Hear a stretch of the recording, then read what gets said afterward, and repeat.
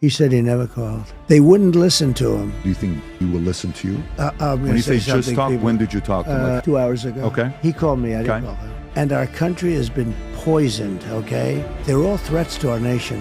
She would have no idea what we're talking about. Do you think 2024 could be one of those years that we look back and say they lost the African-American vote? The real threat isn't global warming. The real threat is nuclear warming. Right? That's not the question I'm asking, if I may. Just let's go in the middle of the ocean and talk. You have to set your phone aside. If I were president, that war would have never happened. Who were really the power players? Who were the manipulators? Who were the ones that would threaten them behind closed doors? No, I don't want to put you in trouble. More beautiful than any word I know, Tariff. If I buy this in U.S. and it's made in U.S., it's $2,400. Well, let me explain. Can you send me that chart? Look at that. I spent some time with Bill. He loved having you that night. You're like a psychiatrist for a lot of people. Because this stuff is very good. Now, let's end the show right now.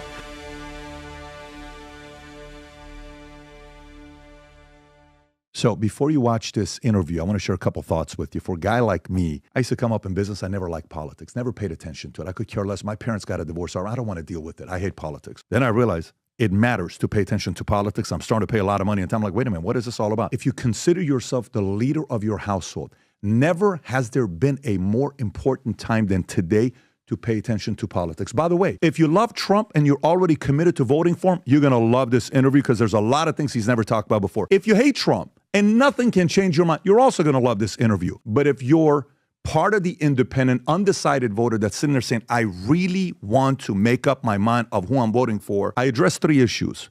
Personal life. I asked him a question at the end about personal that played a clip for him. You'll get to decide if you got emotional or not. You'll see body language for yourself and say, man, I'd never seen this side before of him, right? I asked him questions about business. I asked him a question about when he became president, you went into the White House first, who were the power players? Who was the most, was it director of CIA? Was it Big Pharma? Was it military? Who was it? I never thought the answer he was going to give me and what name he gave to some of the people. I've never heard him say that before. He reacted to a few videos about Barack Obama. I showed him a couple charts he had never seen before. But all I will tell you is you're going to see things that's never been discussed with him before for the first time ever in this interview. So with that being said, again, if you consider yourself the leader of your household, where your voice matters, your vote matters, I would pay attention to every single minute of this interview with the one and only President Donald J. Trump.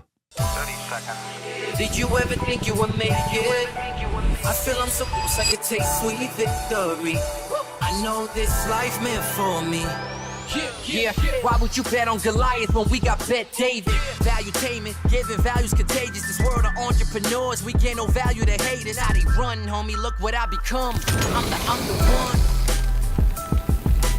one. So we have a special guest in the house today for the podcast. We've been waiting to do this for a long time. However, whether you love him or hate him, there's one thing you have to know. In my opinion, he is the only trifecta we've ever had in the history of America. Let me tell you why I call him a trifecta. We've only had one person who's won in business and became the king of New York, became a billionaire. That's one. 2, he won in media. #1 show, Apprentice, 15 years in a row. 3, he becomes a president. So you got, he won in business, he won in media, he won in politics. Again, there's never been a person who's done that. Like I said, whether you love him or hate him, you have to respect them. Mr. President, it's great to have you. That was a nice introduction. Yes. Thank you very much. You are a one of one. Yeah, let's end the show right now. Okay, so I want to get right into it. I got a lot of questions I want to ask you. Some of it's personal, some of it's business, some of it's politics. But something happened last week. Barack Obama, he's at this event, he's speaking. Right. And he's given this message about your economy, how great the economy was. And then at the end of it, he says, you know, you didn't build that economy. I built this. I kind of want to get your reaction on this talk that he's given. Rob, if you can put that up. And the reason some people think, wow, I don't know, I remember that economy when he first came in being pretty good. Yeah, it was pretty good because it was my economy. We had 75 straight months of job growth that I handed over to him. It wasn't something he did. I had spent 8 years cleaning up the mess that the Republicans had left me the last time. So just in case everybody has a hazy memory, he didn't do nothing except those big tax cuts. So how do you feel about this when you see him saying this last week? I think he's angry. He pretends not to be, but I think he's an angry guy. He's a nasty guy. He's got a little bit of an edge, and he's angry about a lot of things. You look at what happened with Biden, and you look at what he did with Biden. He really hurt Biden because I'm not sure he wouldn't have imploded anyway. We had the debate, and he was down quite a bit, and they walked out, and they just took it away from him. I mean, if you think about it, they stole the election from a sitting president. That's, I always say coup, but the word coup, I don't think it's accurate enough. They just walked in and took it away from him. That is a legendary thing. He didn't want to give up. He's angry now. They're all angry, the Democrats, if you think. She's angry. They're both angry. But no, I watched that last week, and I think he spoke down to black men. I thought it was terrible the way he spoke to them. But you think it's effective? You think he still carries the same stick as he did, maybe 8 years ago or 12 years ago? No, I don't think it is. No, I don't think he does. I think people have gotten smart. And no, I don't believe he does at all. I hadn't seen him. He's changed a lot. Visually, he's changed. I like to say visually as opposed to from the look standpoint, because, of course, looks don't matter anymore in politics, You say looks don't matter. It doesn't make any difference, right? Because we want to be politically correct, but they do matter. But he's changed. His look has changed actually quite a bit. I haven't seen him in a long time. And by the way, Rob, I think that's even 4 years ago. I think it's even more than it is Well, today. no, but the statement he just made was a couple of days ago. And it was a couple of days ago. And it's similar to the statement he made back in 2012 when he told business owners, you didn't build that. Remember when he said that? I don't know if you remember that whole comment. I think this is the speech, Rob, if you want to play this. If you got a business, you didn't build that. Somebody else made that happen. So this becomes a pattern of communism. You see a pattern of communism there? No, I mean, that's basically the view. We didn't do anything. Right. Government did it. Somebody did it, but anybody but us. Do you think this works with the undecided voter? Do you think the undecided voter that's sitting, our audience, they're entrepreneurs, they're small business owners, they're family, they have kids, they want to win, they got dreams, they want to do something. Do you think a message like that from him lands on the business owner, on the undecided voter, on the person that says, you know what, I think he's right, I'm going to go vote for him? Do you think it works? I think you don't have that many undecided voters. I think by now you have very strong Trump voters. I don't think you have strong Democrat voters, but I don't think you have strong Kamala voters. What's to vote for? I mean, take a look. She can't do an interview. Has she been in here to do an interview? No, not yet. I don't think you'll see her. She's claiming she's going to go on Rogan. Well, that'll be interesting. So am I. I heard. But I think I am. I don't know. I think so. But it'll be interesting. It'll be interesting to see what happens today with Brett Baier. Brett's two people. He can be very nice or he can be himself. He was tough on you. If he's tough on her the way he was tough on you, he was very tough on you. He was always nasty to me. And right. I don't think he'll be tough on her. I don't think he'll be. Fox is a very disappointing thing. During the day, Fox is just terrible. And I want to show something with this. When you look at this whole Barack Obama thing, I think the one thing they don't show, you were talking yesterday, I think it was the Bloomberg event, which, by the way, I loved. Yeah. I love the way you handled the whole terrorist conversation. That was a great event. I got hoodwinked to go on that. I was supposed to make a speech in front of the Chicago Economic Club, which is a big deal, which is a very prestigious place, beautiful. Everything was beautiful. And all of a sudden, I understand I'm being interviewed by this gentleman. And he's got a reputation for being about, I'd love to see him do Kamala. He should do Kamala. That would be beautiful. But he's a tough cookie, and he's the chairman of Bloomberg. He's a big so all of a sudden I'm being interviewed. And I wasn't happy about it because I found out that he is, his reputation precedes him. And but I decided to do it. You have a choice: walk out and don't do it and have a scandal, or go in and do it and hopefully win, or you go in and do it and you get killed, which is probably the worst. But it was a great interview actually, and he was nasty, but he wasn't overly nasty to me. I mean, other people thought he was. I thought nastier was David Muir when he kept interrupting me during the debate and saying false things, like when I said crime is way up, and he said, no, crime is down. I said, you're wrong about that. Crime is up. And then 2 days later, it came out that crime is up. Right. I mean, to me, that was much nastier than this gentleman. But it was really a study of business. It was a detailed study of business. You're talking about with the Bloomberg one? With the Bloomberg, Right. and people loved it. I agree. The tariff one. And the one thing I wanted to show is the following. So you know how you talked about Jerome Powell, what an easy job. You come once a month and he said, we're going to increase the rates. Greatest job there is. I think this is the one thing they don't talk about. So Barack Obama got elected November 4th. Okay, quantitative easing started November 26th. Right, And it stayed for 8 years until you got elected. right, So if you look at that low, pretty much 0% interest rate, right. and then you get elected, right? If you go to January 2016, Rob, for the audience to see that. And then from there, one by one, rates are going up, going up, going up, going up, going up. And then Biden comes in, goes back down to zero to try to save the economy. And then, you know, the rest is obviously history. Right. But do you think the average person knows, like, the impact of going to 0%? How much does that positively help the impact when Fed lowers the rates to 0.5 point? Yeah, it has a huge impact. The power of the Fed is, I think, pretty strong. Some people disagree with it. They think it's overridden by the interest rate climate. But I think the power of the Fed is very strong. It's an interesting graph, actually. Yeah, this just shows that the rates didn't help you. You know, when he says it was... Well, they didn't use them to help me. Right. And Powell, I gave him a hard time because he was raising them. And I was never a big fan of his. He was late and he was early. He was too early and too late, you know. But I had the greatest economy in history. We had the greatest economy in the history of our country. Despite that, you know, this is another thing I can say, despite the fact that they weren't very high, but they were, you know, reasonably high. And despite the rates not being at zero, I had a pretty good, we had a great run. Following up on the Barack Obama question, when I think about the 2024 election, I saw some numbers that came out, which I thought was fascinating. Right. Rob, if you can pull this up from CNN.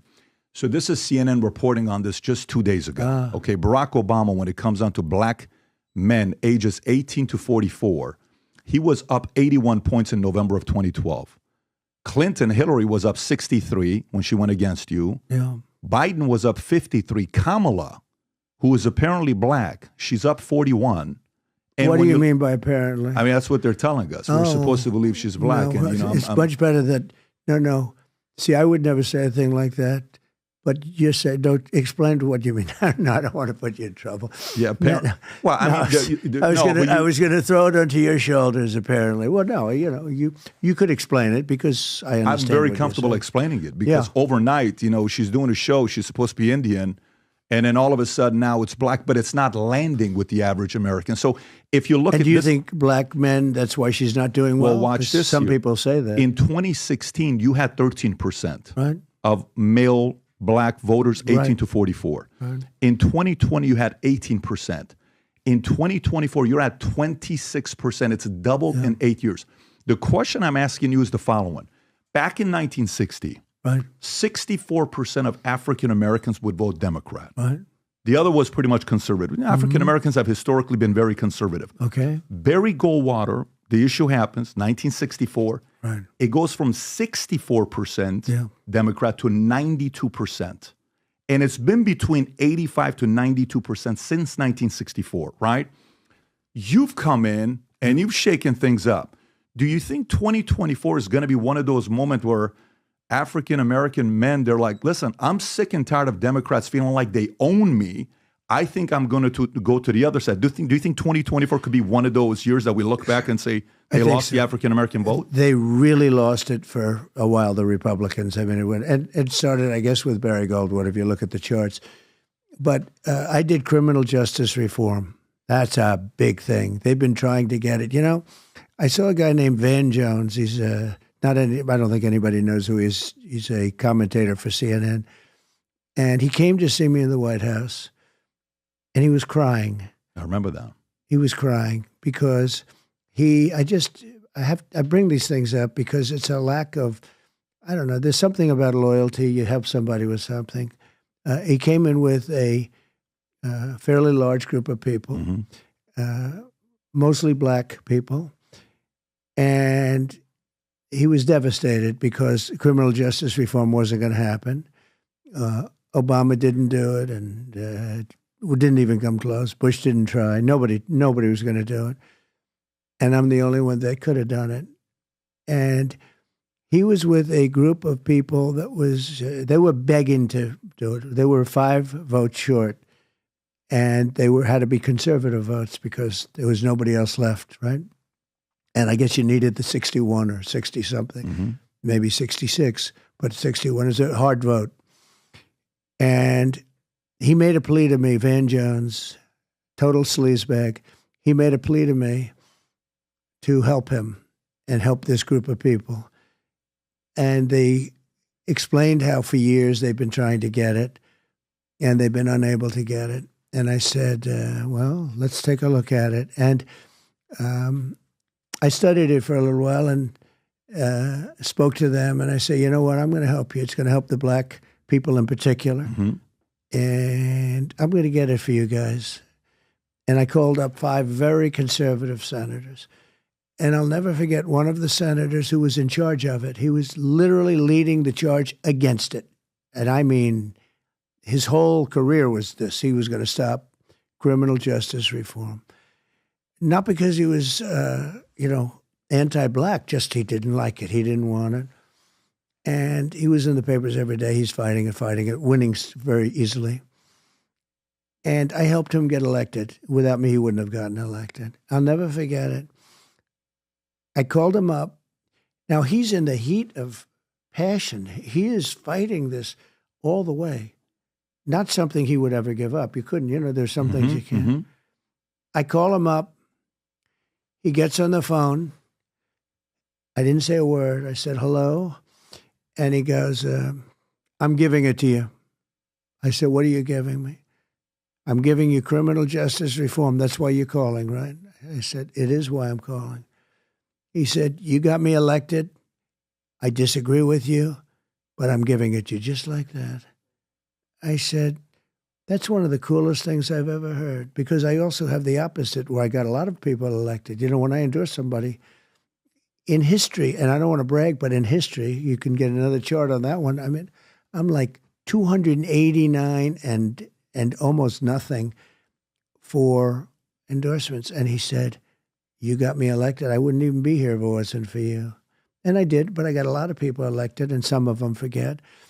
And I said, that's the coolest thing. I said, thank you. I said, do you mind if I call a couple of the... Nope, you do whatever you want. Now, this is a guy who was the leader of the fight. I didn't even ask. He knew what I was calling for because he knew that I was going to help Van Jones, this Van Jones guy. I was going to help him. And you'll understand why I'm being nasty to him now, because what happened later is disgraceful. So I said, thank you very much, Senator. I'm so happy that I did help you. I think loyalty is a great thing. And that was it. So I had his vote. I then called 4 other guys, all of whom were against it. And I said, I'd love to have. And they, they don't do it for a lot of presidents, but they do it for me. And I got them 5 votes that they needed, and criminal justice reform passed, right? Then, and I was happy for them. I was happy for everybody. Everybody was happy. They couldn't believe they got it done. And it was something that really the black population wanted far more than anybody else. I've never even heard it mentioned with other people. It was mostly the black population. And they've been fighting it for like, what, you'd say 40, 50 years, right? 64. So we got 40, it done. 50 years, yeah. Yeah. So I got it done. I got something done. I got a lot of things done that nobody else could have gotten done. So what happens is Van Jones and all, they called for a news conference that night. The vote was taken. They got it done.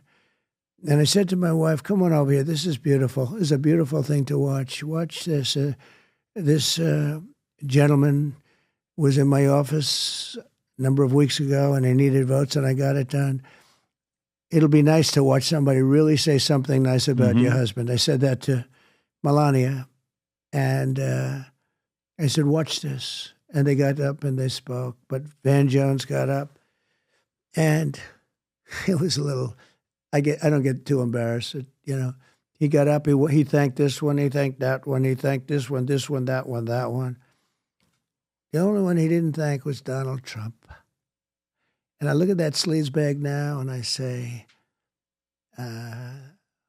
he's got bad way.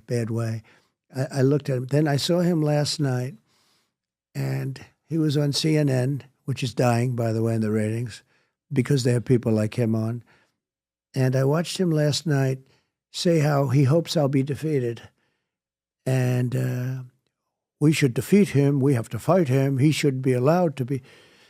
And I said, normally I'd say I wish I had that vote back, but I did the right thing.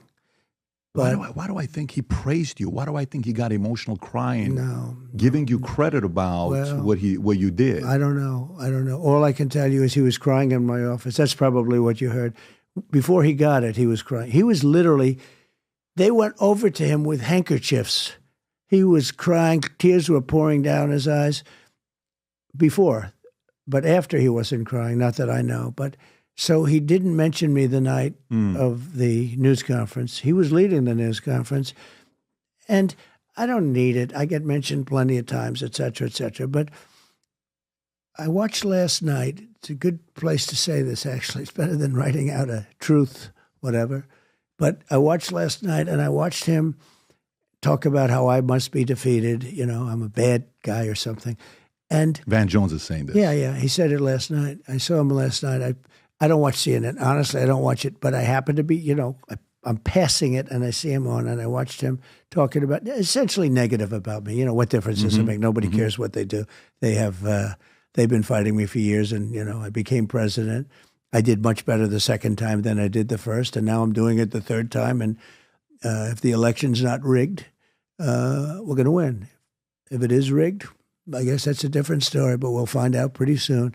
But I watched this guy last night against me, even if he was a little against me, but he wasn't. He was like, we have to defeat Trump. We have to defeat him. And I've watched him a little bit over the years, and every time I watch him, I say, what a sleazebag he is, what a bad guy. But I did it for black people. I did it for, it was purely, the only people that told me about criminal justice reform were African Americans, that's all. And I did it for them. I also did historically black colleges and universities, and I got them financing. I would see the heads of colleges come down after 2 years. They would come to Washington, like 45, 50 people, a group. They'd always come in, a big group. And I got to know them a little bit because they had to come through my office to get funding. And after the second time, I said to him, why do you keep coming down here for funding? Don't they give you? He said, no, they make us feel like beggars. That was the term. And a couple of them I got really frustrated. Some of them I still see a little bit. And I said, what does that mean? He said, every year we come down for funding for the black colleges and universities. And they play a great role, a very important role, in my opinion. So I said, so you mean every year you come down? We do. We come down together, and we go and see senators and congressmen, and we try seeing a president. But I got to know him, and I said, this is no way to live where you come down. And I ended up getting them more money than they even wanted. And I got it done, and I got it long term. And I said, fellas, I just got this done for you, and I want to tell you a little secret. I'm unhappy about it. They said, why? I said, because I'll probably never see you again. You'll never come down to Washington to see me. And I meant it actually in a friendly way because I got used to seeing them. They were always coming down looking for money. I took care of their needs long term, more money than they wanted. I said, you're going to need more money than that. And I got it for them. And I think that's why black men really like me. And I think black women do too. But they have a woman who is black, although you would say she's Indian, but she is black.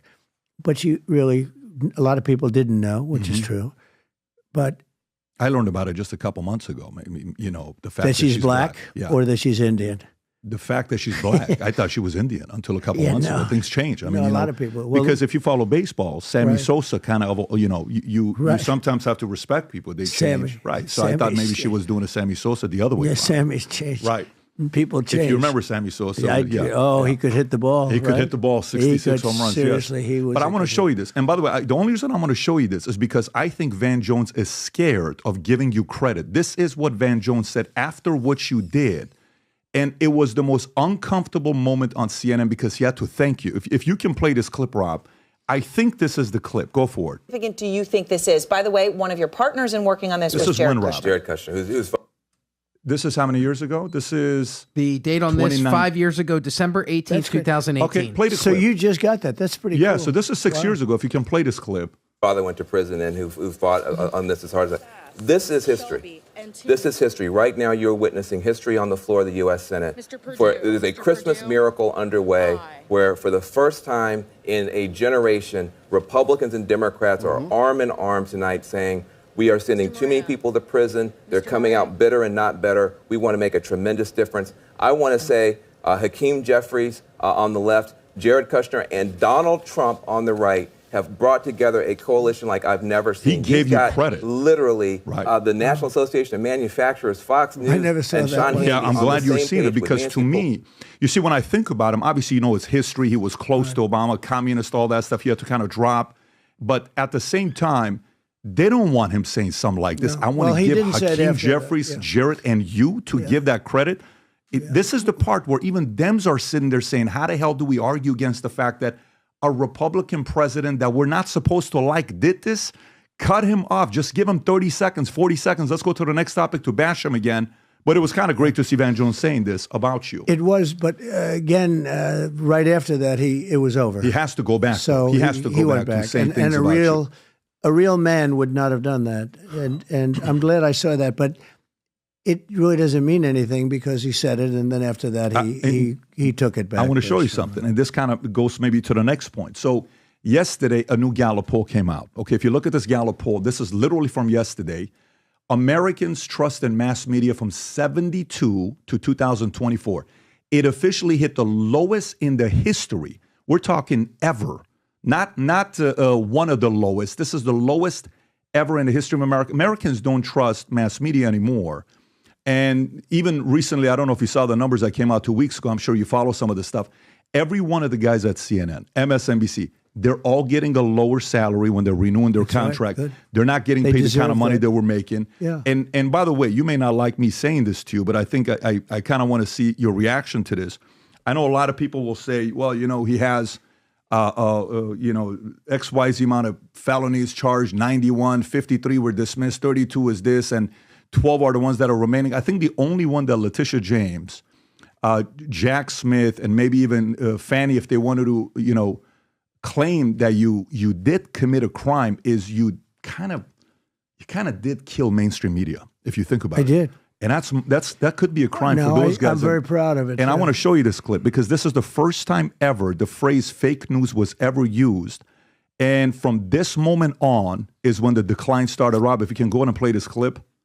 Since you're attacking us, can you give us a question? Mr. President-elect. Go ahead. Mr. President-elect, since you are attacking our news organization, can you give us a chance? Your organization You are attacking our news organization. Your organization. Can you give us a chance to ask a question, sir? Go ahead. Sir, can you state, Mr. President-elect, go ahead. Can you state categorically, she's asking a question. Don't Mr. be rude. President-elect, can you give us a question? Don't be rude. You're attacking us. Can you give us a question? Don't be rude. Can you give us a question? I'm not going to give you a question. Can you state categorically? You are fake news. Sir, go ahead. Can you state categorically that nobody... No, Mr. President-elect, that's not appropriate. So, if you can But pause isn't it there. that disgusting? Think of it. And that would never happen to a Democrat. But isn't that disgusting? He's a lowlife, the guy, and as you know. And he has his own show. He gets no ratings at all. Nobody on CNN gets ratings. But isn't that a disgusting? You know, I'm just watching that, and isn't it a shame that people can behave that way against the president? You know, and I think I think I'm responsible for those numbers up there where they went down. And frankly, I'm proud of it because I also am responsible for the term fake news. And that's a great term, but it's not strong enough. I think it's corrupt news is a better term, but it doesn't play as well. But they're corrupt people and disgusting people. But he is, he wasn't as bad as some. I mean, in a certain way, he was louder, but he wasn't as smart as some. I mean, some are much smarter. He's not as smart. Did you think you were going to say fake news, or was it just kind of came out and then it stuck? You're like, this is going to stick. Was it intentional? I don't know if that's the first time I've used it. But I do get credit for having been an originator of the term. I mean, a lot of times I have a very fertile mind. I come up with very good names for people. You're very creative. Pocahontas, Yes. lots of good names. But I don't know if that's the first time, but I thought of that term often. And more so as I was running. I actually used to get great press when I was an entrepreneur. I would get very glamorous press, very beautiful press. Mm-hmm. I went the exact opposite. And I was amazed. And I really learned how corrupt it was. I didn't think of it as that corrupt because, I'd do something and they give me credit. Mm-hmm. But no, I had a very different life, actually, when you think about it. But then I run for president. So 92% of the people that run for presidents, 92% were politicians, and 8% were generals. So I wasn't a politician. I wasn't a general. So I was the only one that wasn't in that group. No, there were no admirals. They were all either politicians or they were sort of an interesting point. Most people don't know that. Some people said that's interesting. That makes sense because even Reagan would be a politician because he was a two-term governor. Well, he was a politician. Right, he was a politician. He was a governor. There were some that were businessmen, but they then ran for the Senate or they were in Congress, and they went from there to the presidency. But nobody ever went right to the presidency. I never ran for office. All of a sudden, I'm president, and I really learned about the press early and the hard way because I went from one extreme to the other. I got great press, and then all of a sudden, I was treated like by a moron like that, and I fought them very hard. They're very dishonest. They're very corrupt. Not all of them, but a big percentage of them. I would say in the 80s, that's a lot. That's a lot. Big percentage. They're very corrupt. Very corrupt. Have they always been? Has it always been the case? You've been around media, TV. I don't think it's ever life. been like this. Yeah, I've been around it for a long time. I don't think it's ever been like this. When do you think it flipped? When I started off, Patrick, I used to have a story written about me. And without fail, somebody would call after the story was written but not published. And they were called fact checkers. Hello, sir. We're calling about a story that we wrote about you. Is it true that you own this? And is it true that you did this? And that you spent X dollars? Could we check that number? Blah, blah, blah. And it would go on for a while to a point where you'd get somebody else to just do it. But without fail, I'd have, if there were any details in a story, not always, but if there were any details, always. And they would call fact checkers. Hello, sir. My name's Jim Smith. I'm a fact checker for the New York Times. And they check the facts of a story. And I think they at least were trying to be real. I haven't had a fact checker call me in 30 years. They don't call anymore. Do you think that's because of the Fairness Doctrine Act of 1987? Because prior to that, the media platforms had to actually give both sides of the story. And then once that was dropped, they lost the accountability. They could say whatever they want to say. And it was kind of free-for-all. Let me go after them. But for you, when you became a president, if someone's running for office, you have to sit there and think about issues. Here's what I'm running on. Wall, border, economy, XYZ. Great. Obama, I'm going to go after healthcare. Yeah. Jimmy Carter, I'm going to go human rights. You pick and choose what you're running for.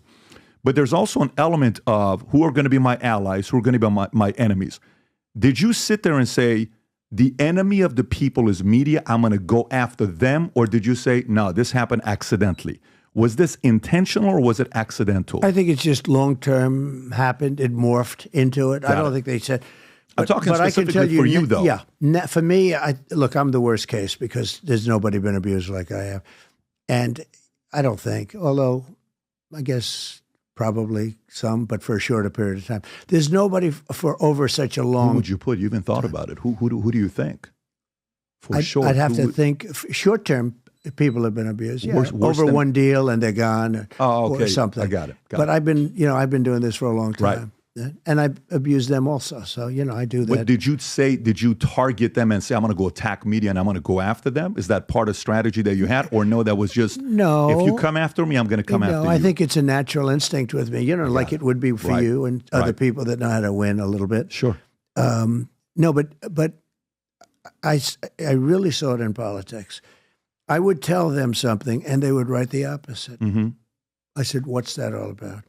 I called up, the Washington Post was treating me very bad. New York Times is probably the worst, but the two of them are really bad.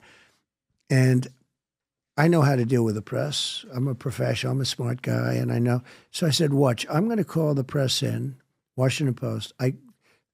During my first or second year, and I said, I'm going to call the Washington Post. I'm not going to joke. I'm not going to be cute. I'm not going to be a wise guy. I'm going to just call them in, and I want to talk, and I'm going to explain what a great job I've done on different things, like the economy. I had a great economy, all that. And I called them in. I was very nice. I didn't say, hey, how's it going? Everything was really professional. The numbers were fantastic. Everything was perfect. And I treated them with great respect, shook their hand, and it was over. And the next day they wrote a horrible story. It was, and I said, there's no way around it. And usually it's the liberal side, and I don't understand it really. Why wouldn't they want to have a strong border? I don't understand them because, usually like in business, you'll understand why somebody wants something. Why wouldn't they want to have a strong border? Why do they want to have men playing in women's sports? I watched the Olympics and two people transitioned into womanhood. Two people. They went from man to woman and they were into boxing. And they beat the hell out of everyone. They won the gold medal. Weightlifting, records that held for 18 years, a quarter of an ounce on each side. You've seen me do it probably because it's so cool. I mean, weightlifting is so easy to, it's so descriptive, right? How can you be better than that? Like golf is a little bit harder because you have to sink putts. That's different. Women can putt, but they can't lift, 450 pounds over their head. And the weightlifting record that stood for 18, 19 years gets broken by 100 pounds. They put like a little, they take this top of this pen. See that pen? That thing weighs like 1/8 of an ounce. And they'd put one over here and one over. They couldn't do it for 18 years. So the guy comes along. It's crazy. I mean, the border could make sense, though. If you were to say, why would they want the border to be why open? Do they want an an open argument border? To be made there. Well, why do they want an open border with no check-in? In other words, there's nobody vetted, nobody checked. And as you heard 2 weeks ago, the Border Patrol put out the numbers. They weren't supposed to, but they did because they had to. Because they had to inherently, they endorsed me. I saw that. They Powerful. endorsed me. 15,000. 100% unanimous. Right. Like a massive, they said he's the greatest in the history of, I had the best border in the history of the country. I had the best economy in the history of the country. But you take a look at some of these stats. So yesterday, a young woman's playing volleyball. You saw that shot? And he got hit by a hard shot by a man who transitioned. There's been many of those. If there was a new one yesterday. She got hit in the head. So she didn't know where she was. Right. She said, I've never seen a ball travel at that speed before. But here's why do they want that? I don't understand that. Usually you understand, like somebody wants something. You try and figure it out. And you could go through a lot of things. Why do they want transgender? Why do they want to take somebody's child, a boy, and make the boy into a girl and not tell the parents? I mean, they do this. And at first I said, no, but that's just an exaggeration. No, it's not. It's really not. State of California. Why do they want to? Yeah. Well, look at California. Gavin Newsom, who's one of the worst governors, but he's got a good line of stuff, and he'll tell everyone how well he's done. But it's the first time they've ever lost more people than they gained. They have such an advantage. The beautiful ocean, the beautiful weather, everything is beautiful. And they run it so badly with all of the problems. They run it so. He's a crummy governor, but why is it so? Yesterday, and who would sign the bill to even present it to him? He signed a bill that you're not even allowed to ask for voter ID. In other words, it's not like you can't have voter ID. That's terrible, because everybody should have voter ID. You have ID for everything. The Democrats had big ID. When they had their convention, a friend of mine couldn't get in. He said he doesn't have the proper credentials. They want voter ID. They had a strong ID. They had an ID that you had to wear, like a prisoner wears, with a number. It was like this big card with a picture and everything over their tie. So they have it for the Democrat National Convention, right? But they don't want to have it for the vote. But Gavin Newsom signed a thing that was incredible. he signed a bill that if you ask somebody for identification having to do with voting, I think you've committed a crime, okay?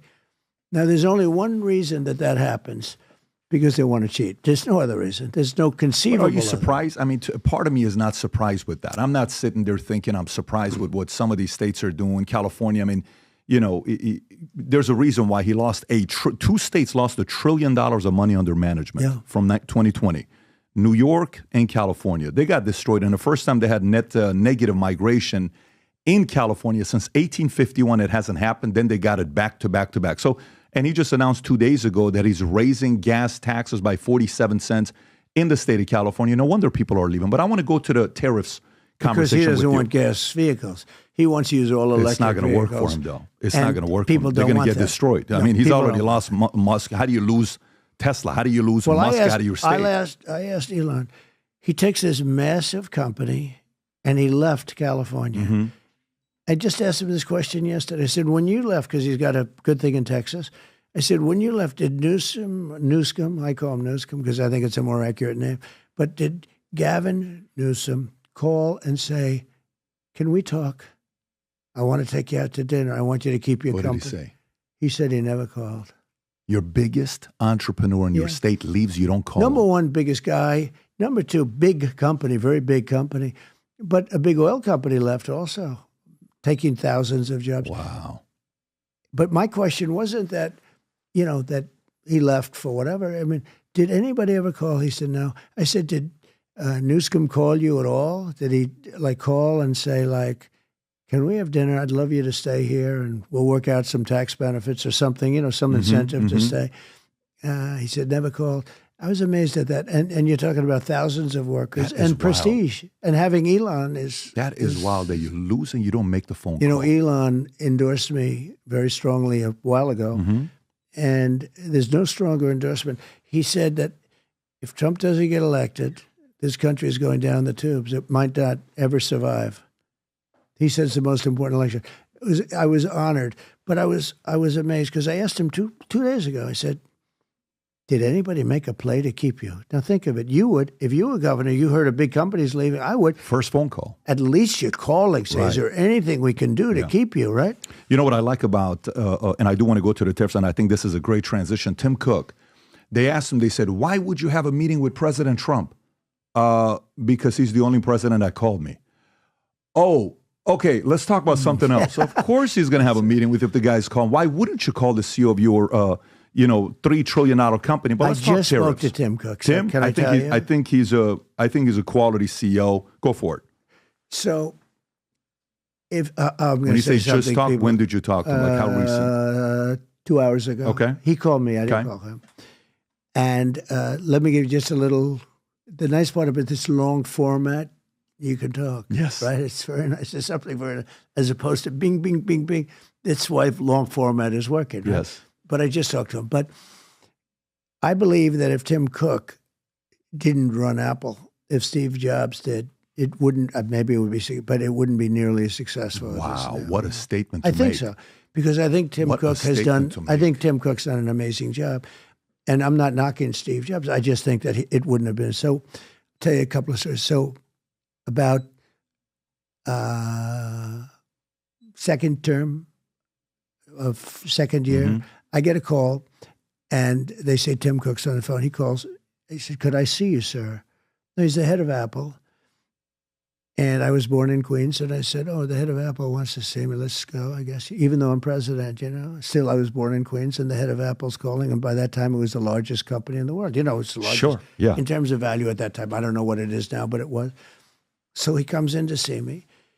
And it was about tariffs. He said, you're charging us 25% because I was going to charge them because we're out of China. And the problem is we can't compete with Samsung because they didn't have to pay tariffs because they weren't in China and they were in South Korea. And he said, it's not really possible for me. And I did waivers, standard waivers. It's not possible for me to compete with them if I have to pay a tax and they don't to get our product into the United States. I said, I agree with you. It didn't take long. I mean, I sort of got it, right? And I said, I'm going to give you a waiver. And I gave him a waiver. But I'm going to give you a 1-year waiver, but I want you to start building your plants in the United States. And he said, all right. And he actually did. He built one in Texas. He would have built a lot more, but we had a thing called, a change in the administration, which is so horrible what happened because of Russia would have never happened with Ukraine. Mm-hmm. October 7th would have never happened. Inflation would have never happened.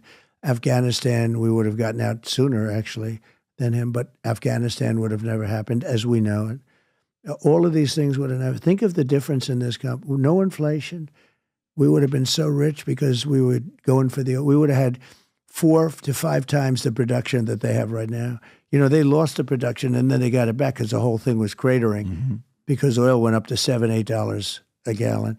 So anyway, so Tim Cook called, and then he about a year later he called again on something else. He said, "Could I see you?" Now most companies send in lobbyists that get paid millions and millions of dollars to talk for them. And they probably say, we know Trump, we can talk, but they don't. For the most part, they don't. And Tim Cook called me up directly, and he did it himself, didn't have to pay 10 cents, and I gave him 100% of what he wanted because he was right. I mean, you can't compete with Samsung, and one's paying a tax. But I said, you got to gradually move your company here. But then 3 hours ago, he called me. He said, I'd like to talk to you about something. What?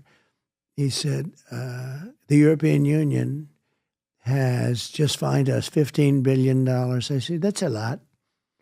I know the feeling because I get fined too in fake cases. But I don't know if his case is fake yet, but it's a lot. Then on top of that, they got fined by the European Union another $2 billion. So he's a $17 to $18 billion fine. I even said about Apple, can you pay that? I mean, do you have that kind? That's a lot of money. And he said something that was interesting. He said they're using that to run their enterprise, meaning Europe is their enterprise. And I said, that's a lot. I said, but Tim, I got to get elected first. But I'm not going to let them take advantage of our companies. That won't, be happening. Yesterday I talked about something that's very important. I don't know if it got, China was building massive plants in Mexico. Hufusan. And massive I let them, plant. massive, the biggest Right. plants in the world. And my friend was actually building it. It's the one right there. Oh, that's it. It's massive. Guess what? They're not building it anymore. You know that, right? Right, I heard. But do you know why? Because of me. And if they built that, there would be no more Detroit. Now, Detroit's been decimated over the years, but there would be no more Detroit. So they're building massive plants in Mexico. China's building them, and they're going to make cars, sell them across the border, and destroy every automobile manufacturer, even in South Carolina and other places, Tennessee. They're going to destroy. You wouldn't have one automaking company. And what did I do? I said 2 months ago, if they do that, I will put a 100 or 200 or 2,000% tariff on these cars, and they will never enter America. And that was it. And I said that 4 or 5 times during 4 or 5 speeches.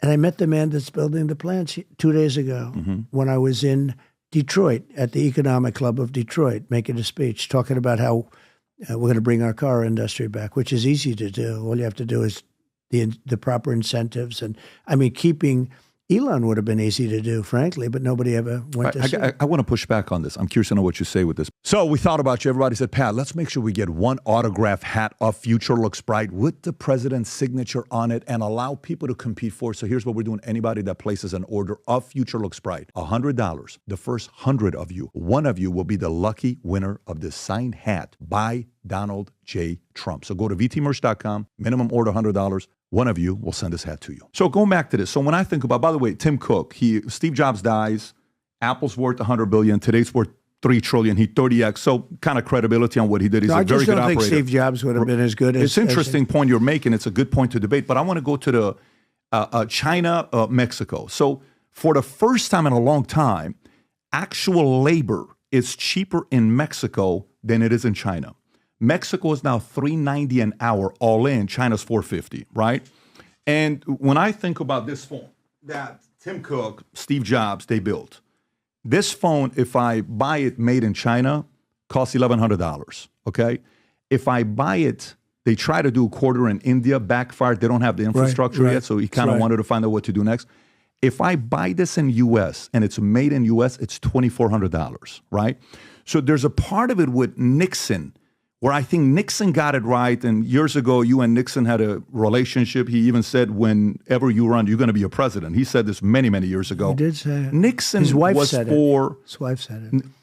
When Pat, you're saying... She said, I watched somebody on the Phil Donahue show. She said, I watched a man on television, a young man on television. I have the letter. It's the most beautiful letter. He said, my wife just told me you'll be president, because I knew him a little bit. And I said, that's interesting. I'll have to think about that. But it was very nice, actually. But no, she said it. But go ahead, please. So that's when you think about the first time we sold a Toyota in the States was 58. In 72, under Nixon, Toyota sold 1 million cars here. And that kind of forced American to be like, hey, we got to find a way to lower the price point. So we need a little bit of competition when it comes down to the tariff side, right? We do too much, price may go up. Because if we do make this in America and cash flow income is not going up, middle Americans may be like, I can't afford to do this. Yes, we'd love to have it made in America, but a regular person making $55,000, you can afford this. So how do you balance and manage tariffs so the average person is not affected by it? Please. But before I do that, so let me just say, already tariffs, because to me, I think it's the most beautiful word in the dictionary. More beautiful than love, more beautiful than any word I know, tariff. It will make our country extremely wealthy again, because right now we're poor, we're broke. It'll make our country wealthy again. And it's the most powerful word there is. Okay, so just by the mere mention of the fact that I am going to put 100 to 200% tariffs on every car coming out of that factory that you just put, that car plant that's being built, actually started and stopped. The fact that I mentioned it, I said to the man the other day, because I told him, this started, I want to see a great car plant. He's the best in the world at building them, the biggest. And he said, I'll have to take you to Mexico. I said, you got to be kidding. I want to see in the United States. He said, we don't build them in the United States. We build them in Mexico and China and all over, but not. That's because we're stupid, okay? And yet we sell them. All that product would be sold in the United States. So I said, are you building it now? Yes, we're just starting. This was a year ago, let's say. And it's the biggest in the world. I think he said 2 of them, actually, but the biggest in the world. Anyway, I hadn't seen him. He's a great guy. All he does is plants. If you said build an apartment, he wouldn't know how to build it. I mean, all he does, tremendous new big plants. I saw him the other day when I made a speech at the Detroit really economic summit. It was great, on cars. And I see him in the audience, and I see him afterwards, and I say, could I ask you, how is the big plants coming? Oh, they stopped construction. I said, really? They did? Why? Tell me why. Because they think you're going to be elected, and if you get elected, you're going to put 100% tariff or 200. You even said 200. They said if Trump gets elected, we're not going to spend billions of dollars building plants in Mexico. I saved Detroit, what's left of it. Don't forget, Detroit can make a great renaissance with me. With her, she doesn't even know what you and I are talking about stuff right now. She would have no idea what we're talking about. You get it really good. You get it better than almost anybody. Even when I spoke at Bloomberg the other day, he wasn't a tariff guy. I said, well, you got to be a tariff guy because if tariffs don't work, you need to use our country's broke. 100% you need to use it. But just think of it. The fact that I said I'm going to put tariffs on all of those cars that are coming out of that plant, that's a big plant. That's maybe one of the biggest in the world, right? Now, those cars were going to come all into the United States. If they come into the United States, that means there's not going to be any room. That makes more than Detroit makes, okay, than everybody. So that would mean that our car industry is wiped out. I hope that the union workers, the auto workers, understand that I saved their jobs. Because in a year and a half, when that thing opened, you wouldn't have one car being made in the Midwest or anyplace else in this country. So because of Donald Trump, and he said that, he said, because of you, construction is totally stopped. They're absolutely, they gave up in the job. Now, if I didn't get elected, They'll be gonna building start it. that They're going to sucker. build it. They will. You watch. The only thing for Hopefully me is that won't happen. the only thing for me is that I would be curious to know how the administration is going to take it. Is you have to impose tariffs on a country that's bullying. For example, I love what you did with Iran when you put the sanctions. I'm in Monaco, June 26th of 2019. It's my 10-year anniversary. We're there with my wife. We're laying by Carlton Hotel. I think it's in Cannes, and having the award-winning lobster roll, whatever they claim there. And I meet this guy, Middle Eastern guy. He comes in. He says, "Hey, Patrick, how are you?" We start talking. I said, "What do you do?" He says, "Well, I'm a pretty powerful guy." I said, "Really?" "Yeah." He says, "Here, Google me." So I go on. I'm like, "Oh, interesting." I said, "I'm curious. So you manage what?" He says, 21 countries in the Middle East. I'm the one that says who gets to do business banking with Iran and none. I said, "What did Trump's sanctions on Iran do?" He says, "Let's go in the middle of the ocean and talk. And you have to set your phone aside." I'll never forget this. So we go in the middle of the ocean, standing out there having a conversation. Wives are talking. We're over there. He says, everybody, if you can pull up, that's the one. Is that what it is? Here's the economic growth in Iran. If you look at that, 15, 16 nuclear deal implemented, sanctions lifted. Then it's 18, 19. They're being decimated. I mean, these guys are getting destroyed. They wanted to make a deal. They wanted to make a deal. Then they had to come make a deal. in, and then Biden comes in. Obviously, things change right afterwards. So for this time around with Iran, with everything that's going on with sanctions, there is a method to the madness. Remember back in the days, you put that thing on. Can you send me that chart? Look at that. This? They wanted to make a deal. I'm not looking to hurt Iran. They wanted to make a deal because I told China, if you buy 1 barrel of oil, you're not ever doing business in the United States again. They said, we'll pass to Iran. They passed. Nobody was buying from Are you Iran. going to bring this back, the strategy back with Iran? Different strategies. It all depends. Very fertile mind, different strategies. But they're very close to having a nuclear weapon. You have to understand, I didn't want much. All I wanted is you can never have a nuclear weapon. I didn't want much. I wanted Iran to be very successful. I just don't want them to have a nuclear weapon. Right. Because that's the real threat. The real threat isn't global warming. The real threat is nuclear warming. Okay? That's the real warming. Because, I'm the one that rebuilt our military. I rebuilt the whole military. And part of what I rebuilt is the nuclear. And I hated to do it, but we had to because China has it, Russia has it, et cetera. But I know more about nuclear than anybody because, and I can just only tell you this, the power is obliteration, okay? It's not, I always say it's not 2 army tanks running around What's each going to other. happen to Iran with you by the end of your administration? I'm not asking I would like to see Iran be very successful. The only thing is they can't have a nuclear weapon. Are you okay with the same administration and way of governing stays, or would you like to see it go back to the 70s when Shah's was running it and Iran was one of the top 3 countries in tourism? We can't get totally involved in all. We can't run ourselves. Let's face it. Sure. Patrick, we can't run ourselves. You put sanctions, they don't have, the people are going to turn and flip on them. It's not going to be I think if you would have When I handed it over, I told them, right now, make a deal with Iran, they'll do anything. They want to make a deal with me. Had that election not been rigged and stolen, I will tell you right now, we would have no problems anywhere in the world.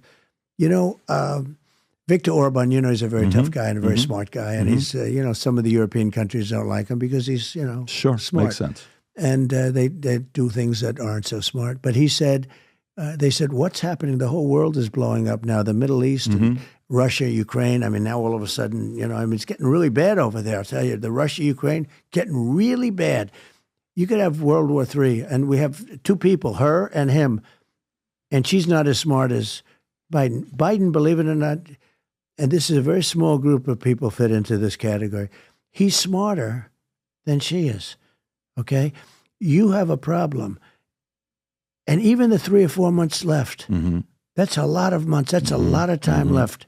You could have World War III before I would take office, even if I were. So let me ask you this. This country the world is in grave danger. But you know what Viktor Orban said? He said, if Trump comes back in, everything's solved. He said when he ran it, we had no wars, we had no problems.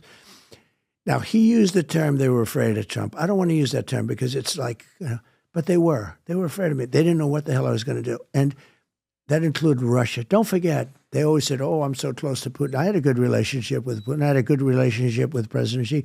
But what did I do to Putin? I ended the pipeline going to Germany and all over Europe. The biggest job they've ever had is the pipeline going all over Europe. I terminated it. Think of it. Do you think that's a good relationship? No. Putin said, I'd hate to see you if you were angry at us. You understand? But what did I do? First, earlier, and then you go, well, Trump was in the pocket of Russia. Trump was in the pocket. I ended the biggest job they've ever done, a job that made more money. Biden comes in, and what does he do? He approves it. He lets it go forward. It was dead. It was never going to happen. And what else did he do? He took the Keystone pipeline, which was our pipeline, which should have been approved, and he terminated it just before construction was started. They've lost credibility at this point. But with Iran, so here's one thing. The reason why I'm asking this, I lived in Iran almost 11 years, and I was, Are you Iranian? I was born Armenian, mother side, Assyrian, father side. You gave a shout out to Assyrians the other day in Arizona. It was great seeing Assyrians for Trump. But I'm asking you know why they were there? They were so nice. I met this. They said, the Assyrians, they said, could you give us a shout out? I said, who are you? I didn't know. They said, we're Assyrians. I said, what does that mean? But they were really nice people. And I said, I think I mispronounced it a little. But I said you did. You got to write this down. But going back to Iran. So last topic on this, I just want to clear this up. So Qasem Soleimani, you take him out. That's their hero. That's their general pattern. When you take him out, they want to seek vengeance. So now, hey, they're targeting you. They're coming after you. Assassination attempts, all this stuff. They create these videos that they're going to come. We haven't forgotten that you took our hero out. Great. So Reagan, when Reagan got elected, remember they released, was it 59 prisoners, who had been held hostage for 444 days, if I'm getting the numbers right. Can you see 59, 444 days? What's the number? 52 Americans, 444 days. Boom. The minute inauguration, they released them, Khomeini, right? And it's like, oh, this guy's going to do something about it. This is my question for you. Say you win November 5th. Say it's a landslide. Say it's done, okay? From November 5th to your going back to putting your hand in inauguration on the stage. During that time, that season, what do you think is going to happen during that season? Is during that season Russia, Ukraine going to be done? During that season, you think it's going to be that quickly? Or do you think it's going to be after? I think the world's going to behave, and I think I will settle Russia, Ukraine while I'm president-elect. While you're president-elect? While I'm president-elect. Wow. You need that credibility. Sure. While I'm president-elect, I will settle it. I met with Zelensky the other day. I have good relationship with Putin and with Zelensky. He didn't look too happy standing next to you, though. Well, look, this is a war that should have never happened. You have millions of people that are dead, much more than you're reading about. When you see these, I was amazed at how big. I'm in the real estate business, to put it mildly. Sure. So I know buildings. Those buildings were massive. They were long rather than tall. They were 12 to 15 stories, but they went like for blocks. They were massive buildings. Rockets were hitting the buildings. They were collapsing. A lot of people were killed. You hear 2 people were injured. No. Many people were killed. That war is much more deadly than they're telling you. It has to be settled. But here's the problem. It should have never happened. If I were president, that war would have never happened. Putin would have never done it. The war would have never happened. You're saying, without even a settlement.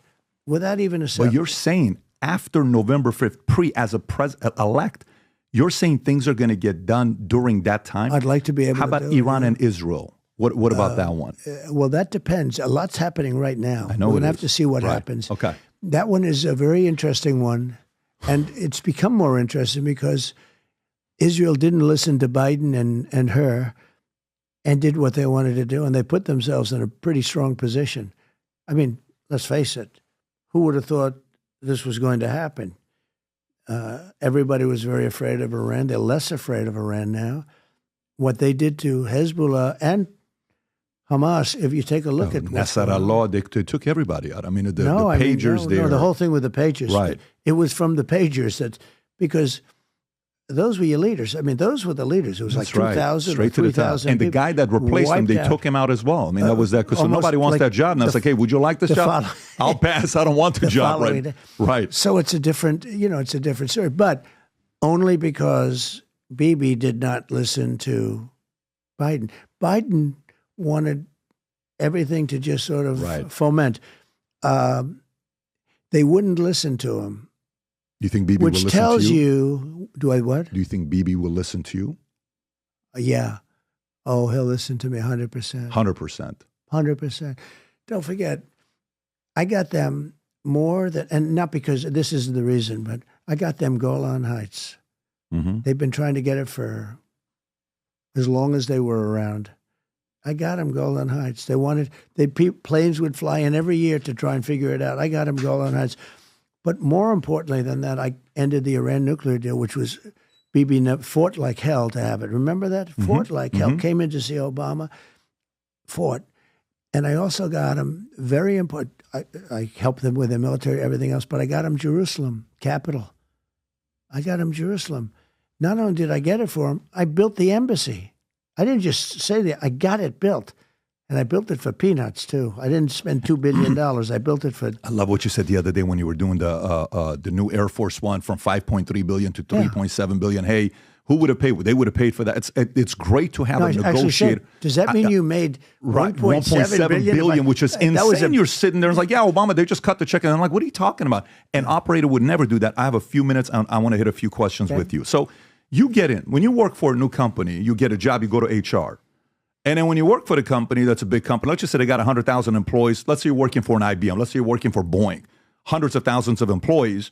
You're going to kind of find out who the manipulators are. You're going to find out who the power players are. You're going to find out who the E.F. Hutton is. You're going to find out who the guy that get the job done, the guy that even though you replace him, he left, people are still talking to the guy because maybe they want you to fail, so they're still, all this stuff that happens, right? 100%. When you went in, day one, you're a president. How did you decipher between knowing who were really the power players, who were the manipulators, who were the ones that would threaten you behind closed doors? How did you go through that process when you first got in? So my problem was I was in Washington. They say, the fake news said this, but let's assume it's true for a change. 17 times. I was there 17 times. I never stayed over. So I was not a Washington person. I didn't know people in Washington. When you became president? When I became president. Right. In other words, I ran for president. I was only in Washington 17 times. And most of it was I was building a hotel, a beautiful hotel that I sold. It's now the Waldorf Astoria. And I did a great job, sold it, made some money. And it was good. But that was most of the time. I was only there, think of it. Beautiful. I was only there, that's it, right? That's a beautiful job in a great location. Maybe I shouldn't have sold it.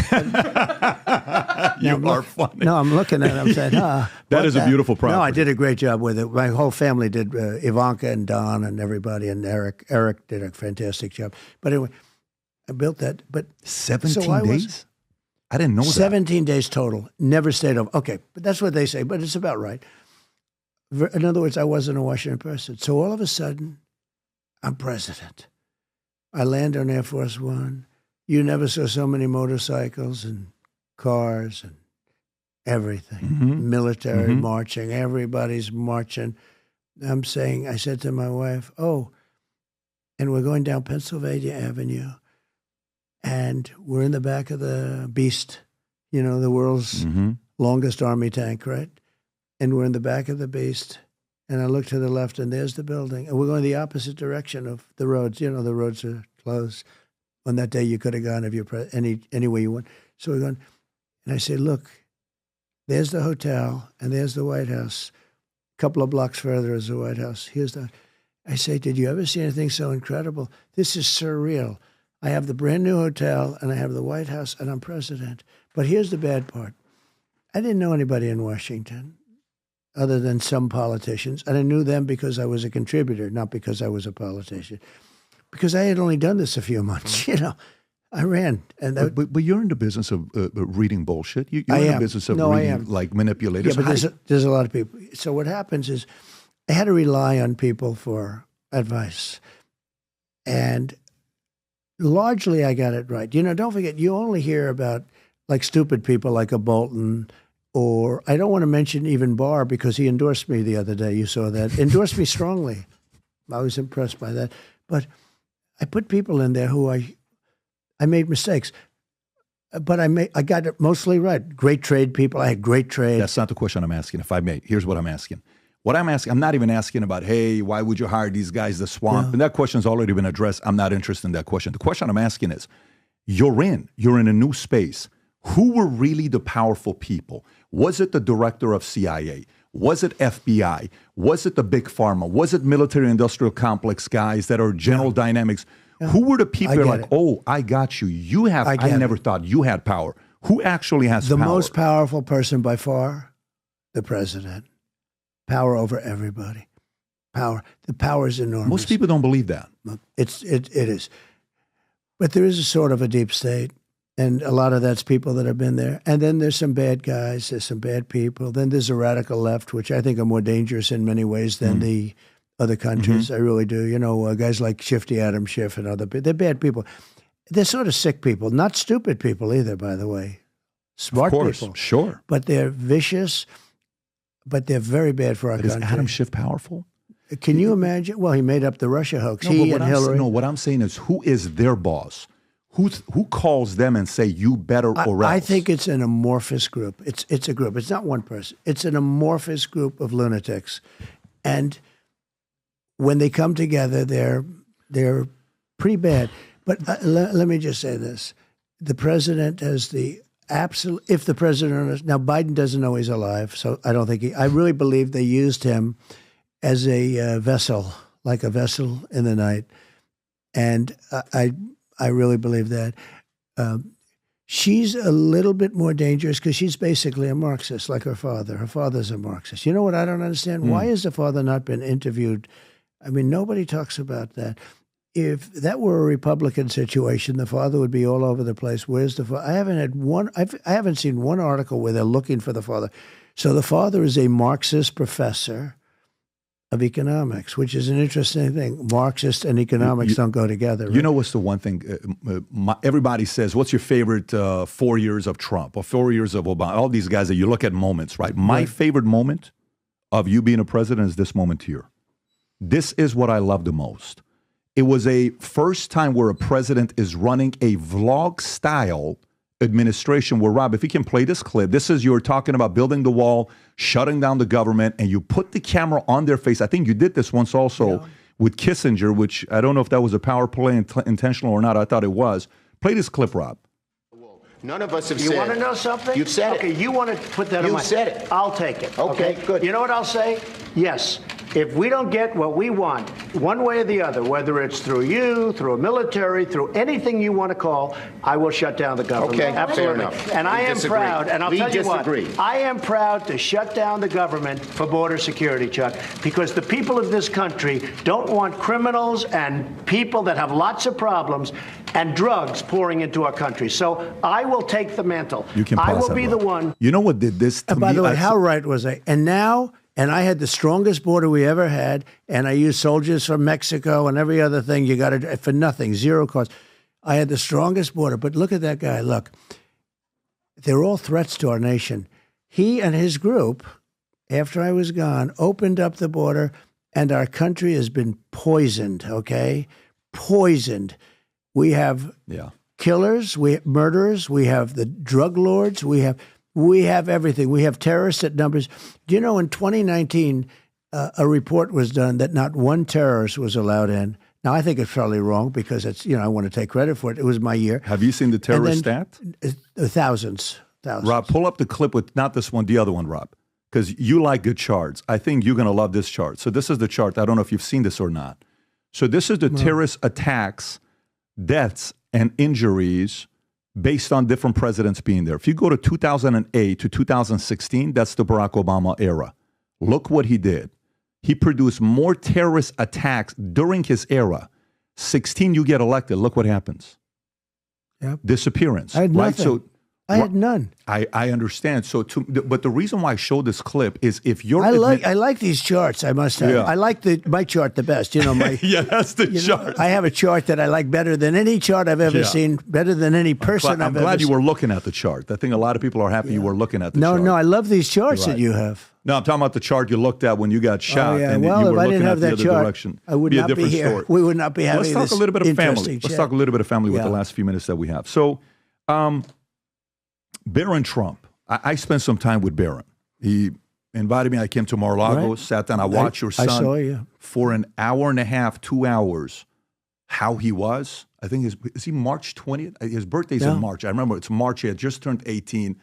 And I'm watching how he's talking to Kobe, all these other guys sitting at the table. And I'm like, very interesting. And I know your Melania, I think, called him Little Donald. I think, if I'm not mistaken, she gave that nickname to him. Well, he's not so little because he's a pretty tall guy. But you used the word. You said something when you were being interviewed like 5 years ago. You said he's strong, he's vicious, he's tough. Like you kind of are like he's got that part about him. What can you tell us about Barron from your point of view? Well, he's very smart. He's a good student and all that. He goes to a great school and does really well. And he's a very nice guy. You see that. Mm-hmm. He's a very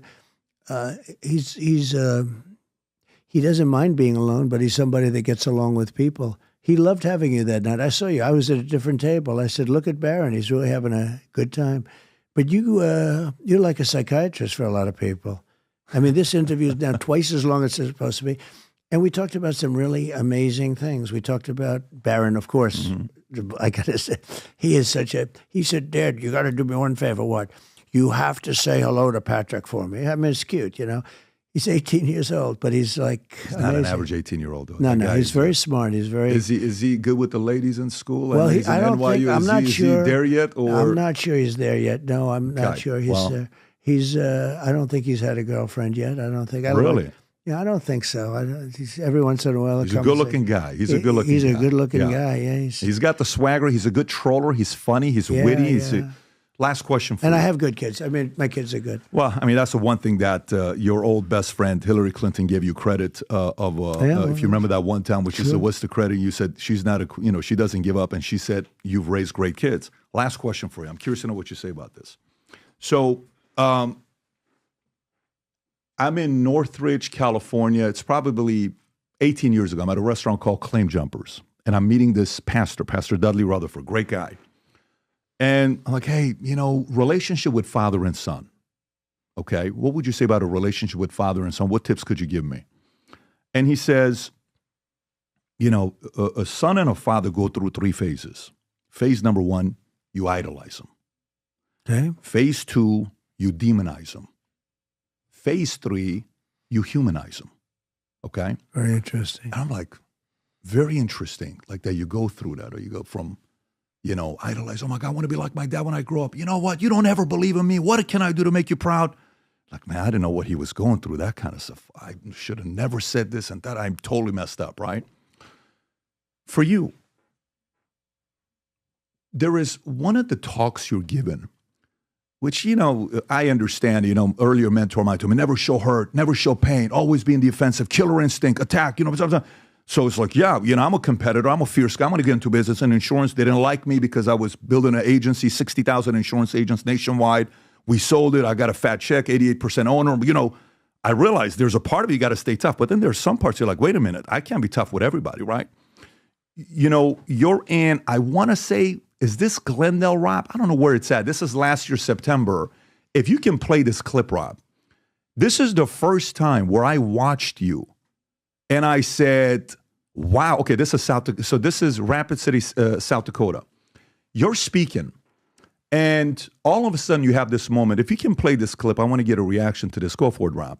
And help build America into the greatest nation in the history of the world.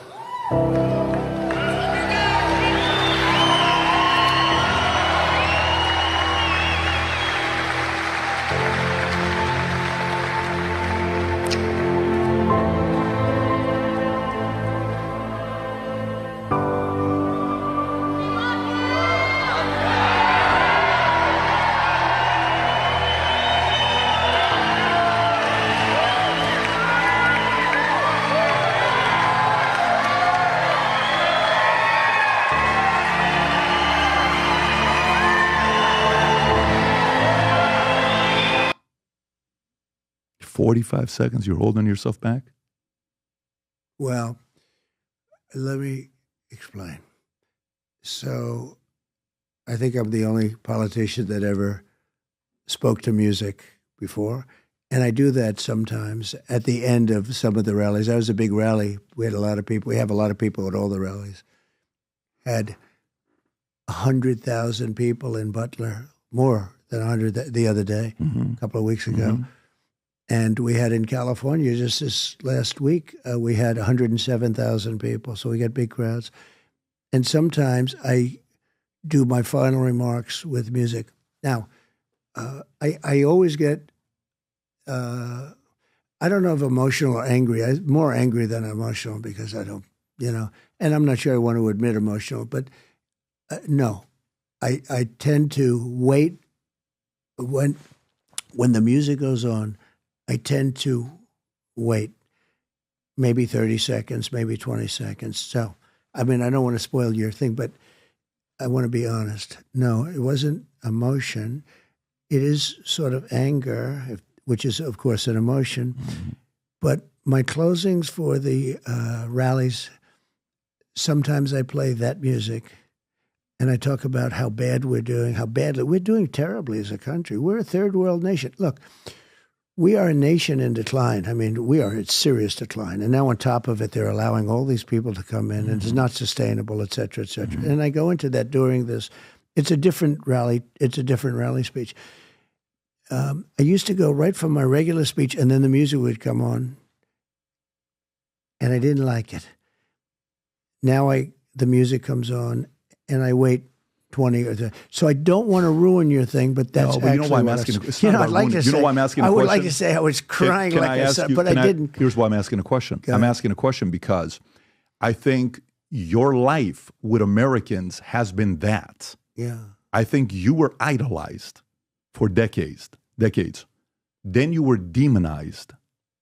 And I don't know, when I watch, Nixon at his wife's funeral, you see him, like, this guy's got feelings. Pat, When you see Reagan, when you see Putin, when one of his friends, when you see some of the most, Michael Jordan was a killer instinct when his father, when I think about, we don't have to play this, when I think about you, a lot of the folks I talked, I'm like, man, does this guy have feelings? Is he like that cold all the time? Is he that competitive that it's always never show hurt, never show emotion? Is it like that even at this phase? Like, can I get an ounce of feeling from the guy that I can sit there and say, man, I want to humanize this guy.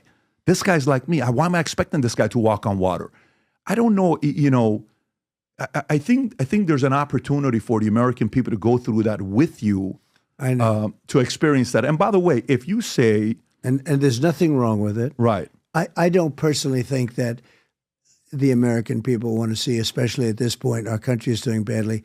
I don't personally think they want to see a president that cries. I mean, I'm not saying cry. I'm not at all talking about crying. This is not at all about crying. This isn't one of those moments like, hey, the goal is to get him cry. It's not that. It's to see a side where somebody says, you know what?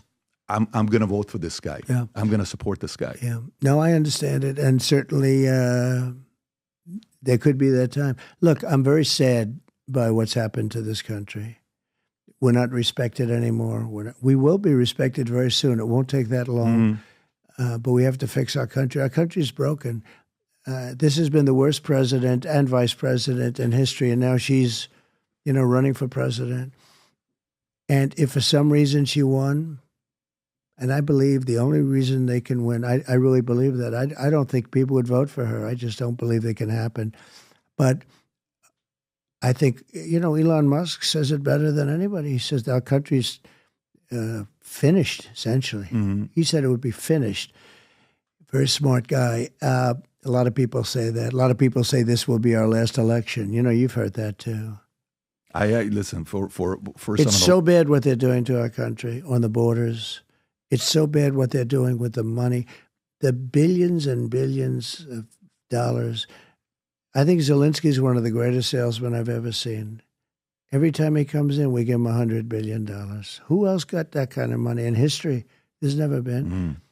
And that doesn't mean I don't want to help him, because I feel very badly for those people. But he should never have let that war start. That war's a loser. Ukraine, remember, is not Ukraine anymore. Every city almost is knocked down to the ground. Mm-hmm. All those beautiful golden domes are laying on their side, smashed to smithereens.